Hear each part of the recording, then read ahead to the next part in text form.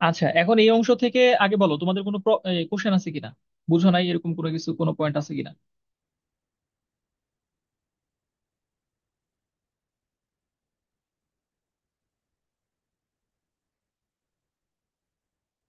কারো কোনো প্রশ্ন আছে?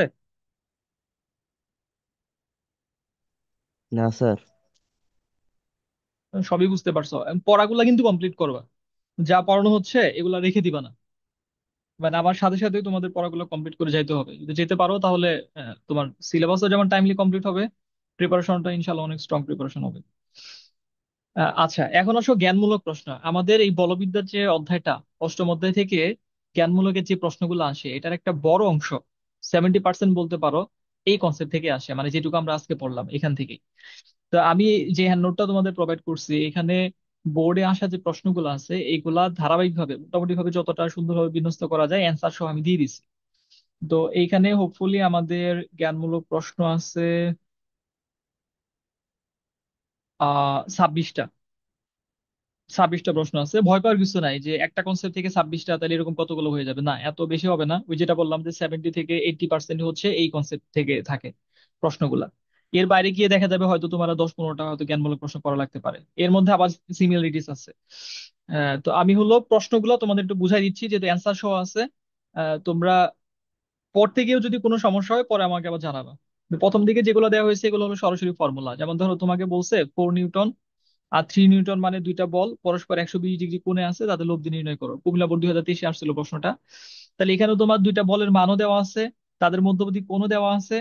তুমি সূত্রও জানো, তুমি জানো R equals to root over P square plus Q square plus 2 P Q cos alpha. তাহলে এর মধ্যে শুধু এই যে মানগুলা বসাই দিবা, বসাই দিয়ে ক্যালকুলেটর চাপবা, চাপলে দেখবে এরকম একটা অ্যান্সার চলে আসবে 13 নিউটন। মানে এখানে কোনো ঝামেলা নাই। 2 নাম্বার প্রশ্নটা এটা দেখো সেম টাইপের প্রশ্ন, যশোর বোর্ড 2022 আসছিল।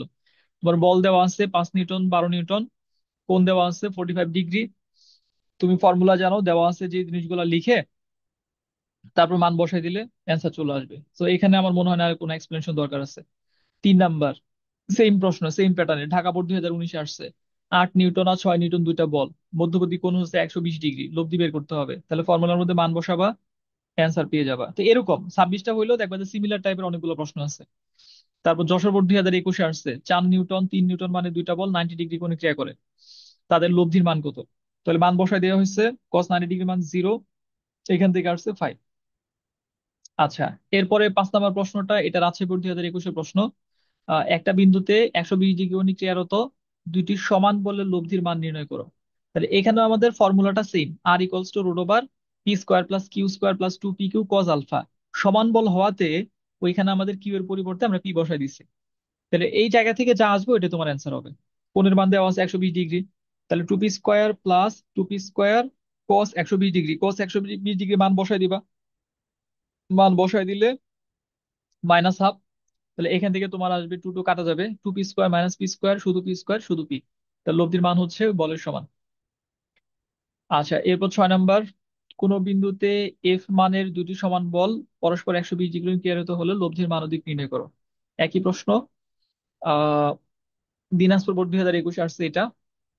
সেম, এখানে শুধু বলটা মেনশন করে দিচ্ছে যে বলটা হলো এফ। তাহলে তোমার পি এর পরিবর্তেও এফ, কিউ এর পরিবর্তে এফ বসাইতে হবে, ওইখান থেকে সেম এক অ্যান্সার আসবে। দিকটা তোমরা এখান থেকে নির্ণয় করবা, তো দিক নির্ণয় যে ফর্মুলাটা ওই ফর্মুলার মধ্যে পি আর কিউ থাকবে না, সব এফ হয়ে যাবে, F বসাই দিয়ে দেখবা কি আসে। আচ্ছা, এরপর কোশ্চেন নাম্বার 7, এস মানের দুইটি বল পরস্পর 120 ডিগ্রি কোণে ক্রিয়ারত হলে লব্ধির মান নির্ণয় করো। সিলেবাস 2019 প্রশ্ন, একই প্রশ্ন, সমান বলের লব্ধির মান নির্ণয় করতে বলছে। এরপর 7 ও 8 কিলোগ্রাম ওজনের দুইটি বলের লব্ধি 13 কিলোগ্রাম হলে তাদের মধ্যবর্তী কোণ নির্ণয় করো। তাহলে এখানে ওই ফর্মুলারই প্রয়োগ, শুধু প্যাটার্নটা চেঞ্জ হলো। তোমার দুইটা বল দেওয়া আছে, তাদের লব্ধি দেওয়া আছে, এর আগে তুমি লব্ধি বের করছো, এখানে লব্ধি দেওয়া আছে, কোণ বের করতে হবে। তাহলে ওই যে ফর্মুলার মধ্যে আমরা মান বসাবো, মান বসায় কজ আলফা ইকুয়ালস টু যেটা আসবে সেখান থেকে আলফার মানটা বের করলে আমাদের অ্যান্সার চলে আসবে, মধ্যবর্তী কোণ 60 ডিগ্রি।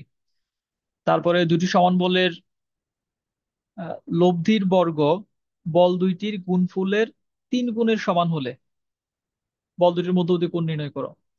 তো এখানে হচ্ছে পারস্পরিক কন্ডিশনাল তথ্যগুলো দেওয়া আছে। তার মানে তোমার সরাসরি বল দেওয়া নাই, সরাসরি লব্ধি দেওয়া নাই, কিন্তু একটার সাথে আরেকটার সম্পর্ক দেওয়া আছে, নির্ভরশীলতা দেওয়া আছে। যেমন তোমাকে বলছে দুইটা সমান বল, তার মানে দুইটা বলই আমার একই জিনিস ধরতে হবে, এখানে পি ধরা হয়েছে। লব্ধি কি বলছে, লব্ধির বর্গ তাহলে লব্ধি যদি আর হয় তাহলে আর স্কোয়ার বল দুইটির গুণফলের 3 গুণের সমান। তাহলে আর স্কোয়ার ইকুয়ালস টু হবে বল দুইটার গুণফল হচ্ছে পি ইন্টু পি, মানে পি স্কোয়ার, এটা 3 গুণের সমান। তাহলে আর স্কোয়ার ইকুয়ালস টু হবে 3p স্কোয়ার। তাহলে এই যে আর স্কোয়ার, তার পরিবর্তে তোমাকে বসাইতে হবে 3p স্কোয়ার, বাকি সব কিন্তু সেম। তোমার ফর্মুলা ওইটাই, R square equals to p square plus q এর পরিবর্তে পি যেহেতু সমান বল, p square plus 2 into p cos alpha, এটা তুমি পাইলা। এটা এই জায়গাটা লেখা হয় নাই, তুমি একটু লিখে নিবা প্রশ্ন মতে R square equals to 3p square. এরপরে মানটা বসাই দিবা, মান বসাই দিলে এখান থেকে আমাদের কজ আলফার মান যেটা আসবে ওইখান থেকে আলফার মানটা আমরা পেয়ে যাব। কোশ্চেন নাম্বার 10 একইভাবে বলছে যে দুইটি একই বিন্দুতে ক্রিয়ারত 8 নিউটন ও 5 নিউটন বলের লব্ধি 7 নিউটন হলে মধ্যবর্তী কোণ নির্ণয় করো।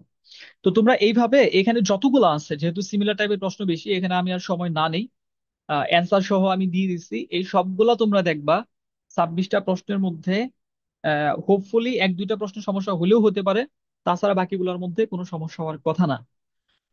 এই সবগুলা তোমরা পড়তে গিয়ে যদি কোনো সমস্যা হয় তাহলে আমাকে জানানো যে স্যার এটা এটা পারিনি। ঠিক আছে?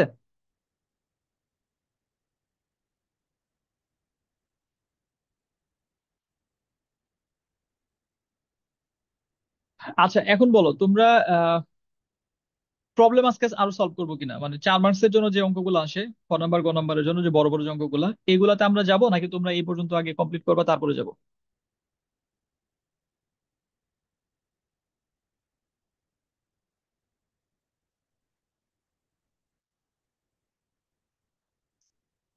আনমিউট করে নাও, কথা বলো আর কি, তোমাদের যতটুকু পারবা, যেহেতু এই অনেকগুলা। পর্যন্ত কমপ্লিট করি। হ্যাঁ আমার মনে হয় এটাই, কারণ আজকে বড় প্রশ্ন সলভ করতে গেলে এটা আমার মনে হয় তোমরা শেষ করতে পারবে না আজকে আর কালকে 2 দিনের মধ্যে। আহ যেটা আমি আবার বলতেছি, তোমাদের কাজ হচ্ছে যে বেসিক অংশটা পড়াইছি ওইখানে কিন্তু তোমার অপ্রয়োজনীয় কোনো কিছুই পড়ানো হয় নাই। তার মানে শীটে যা আছে, হ্যান্ড নোটে যা আছে, পুরোটাই তুমি সুন্দর করে নোট করবে এবং তোমাকে পারতে হবে এই জিনিসগুলো। তুমি যাতে নিজের মতো করে বলতে পারো, একটু চিন্তা ভাবনা করে পড়ো, তাহলে দেখবা যে যত সামনে আগাবা তত ভালো লাগবে। এবং যখন তুমি দেখবে অ্যাডমিশনের প্রশ্ন পারতেছো, এইচএসসি বোর্ড কোশ্চেন সলভ করতেছো পারতেছো, তখন ভালো লাগবে আর কি, ইমপ্রুভমেন্টটা তখন বুঝতে পারবা।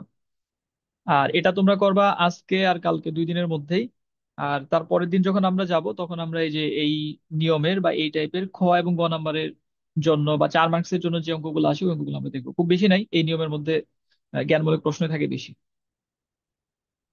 তাহলে আজকে এখানে শেষ করে দেই, তোমরা সবাই ভালো থাকো, দেখা হবে ইনশাল্লাহ আবার নেক্সট ক্লাস।